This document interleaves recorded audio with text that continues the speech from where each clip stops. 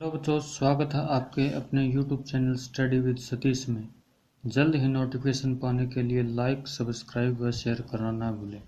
और हाँ, यदि आप सबसे पहले वीडियो पाना चाहते हैं तो बेल आइकन को दबाना ना भूलें। तो आज हम पढ़ने वाले हैं संघ व राज्य क्षेत्र। राज्य क्षेत्रों के बारे में अनुच्छेद 1 से 4 और भाग 1 में वर्णन किया गया है। अनुच्छेद 1 में भारत राज्यों का संघ है। अनुच्छेद 2 में नए राज्यों का निर्माण। अनुच्छेद 3 में वर्तमान राज्यों की सीमा और उनके नामों में परिवर्तन का प्रावधान है। भाषा के आधार पर सन 1953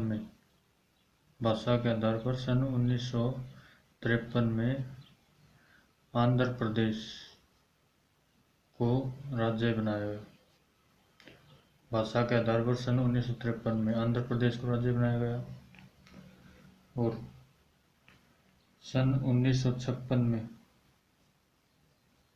राज्य पुनर्गठन अधिनियम आया। राज्य पुनर्गठन अधिनियम कब आया? 1956 में। फजल अली आयोग, जिसे फजल अली आयोग बोलते हैं, फजल अली आयोग। यानी कि ये पूछे कि भाषा के आधार पर पुनर्गठन कब हुआ, तो 1953 में। और फजल अली आयोग के आधार पर राज्य पुनर्गठन अधिनियम कब आया? सन 1956। अंतिम या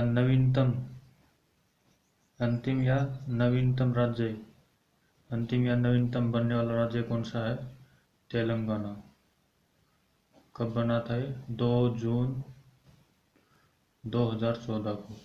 2 जून 2014 को। और अंतिम या नवीनतम संघ क्षेत्र बनने वाला कौन सा है? जम्मू कश्मीर व लद्दाख। कब? 31 अक्टूबर 2019 को। नागरिकता, मौलिक अधिकार, राज्य के नीति निर्देशक तत्व और मूल कर्तव्य। नागरिकता, मौलिक अधिकार और राज्य के नीति निर्देशक तत्व और मूल कर्तव्य। नागरिकता का प्रावधान है भाग 2 व अनुच्छेद 5 से 11 तक। मौलिक अधिकारों का प्रावधान है भाग 3 व अनुच्छेद 12 से 35। राज्य के नीति निर्देशक तत्वों का प्रावधान है भाग 4 व अनुच्छेद 36 से 51 तक। मूल कर्तव्यों का प्रावधान है भाग 3 व अनुच्छेद 51 क में मूल कर्तव्य। यानी कि अभी हम इसको याद कैसे रखेंगे? नागरिकता, मौलिक अधिकार, राज्य के नीति सत्ता और मूल कर्तव्य। यानी कि हम इंडिया के नागरिक हैं, भारत देश के नागरिक हैं हम लोग। तो नागरिक हैं तो हमारे कुछ अधिकार भी होंगे, मौलिक अधिकार भी होंगे। यानी कि हम नागरिक हैं तो क्या है? हमारे मौलिक अधिकार भी हैं। तो मौलिक अधिकार हमारे, और हम जिस राज्य में रहते हैं उस राज्य के क्या है? कुछ मूल कर्तव्य हैं। यानी कि हम भारत के नागरिक हैं तो हमारे कुछ मूल अधिकार हैं, और हम जिस राज्य के अंदर रहते हैं वहाँ के कुछ मूल कर्तव्य भी हैं। नागरिकता यानी कि भाग 2 अनुच्छेद 5 से 11 कहाँ से लिया गया है? ये इंग्लैंड से ली गई है। हमारी नागरिकता कैसी है? एकल नागरिकता है। हमारा जो संविधान है वो कैसा? संघात्मक संविधान है। भारत का संविधान संघात्मक संविधान है, लेकिन नागरिकता कैसी है? एकल नागरिकता है। मौलिक अधिकार भाग 3 और अनुच्छेद 12 से 35। मौलिक अधिकारों को कहाँ से लिया हमने? अमेरिका से। मैंने आपको पिछली वीडियो में पढ़ाया था कि मौलिक अधिकार कैसे याद करेंगे। यानी कि जो पावरफुल अधिकार अब हमने कहाँ से लिए हैं? अमेरिका से लिए। राज्य के नीति निर्देशक तत्व भाग 4 अनुच्छेद 36 से 51। मूल कर्तव्य भाग 3 व अनुच्छेद 5 51 क में।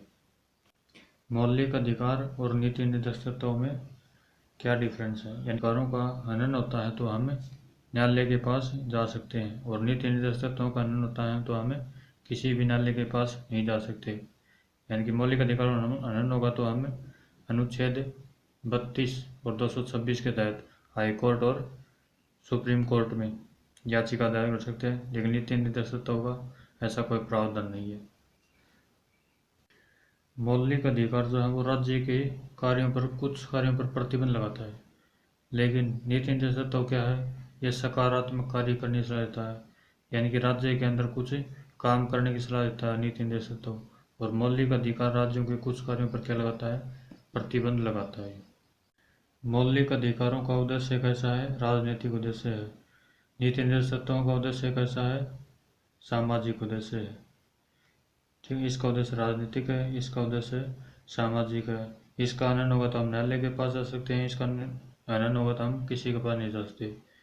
ये राज्य का अब कर्तव्य है। तो ये राज्यों के कार्य पर प्रतिबंध लगाता है और ये सकारात्मक कार्य करने की सलाह देता है। आपको हमारा वीडियो पसंद आया है तो लाइक, सब्सक्राइब, शेयर करना ना भूलें और जल्द ही अगली वीडियो का अपडेट पाने के लिए बेल आइकन को दबाना ना भूलें। जय हिंद।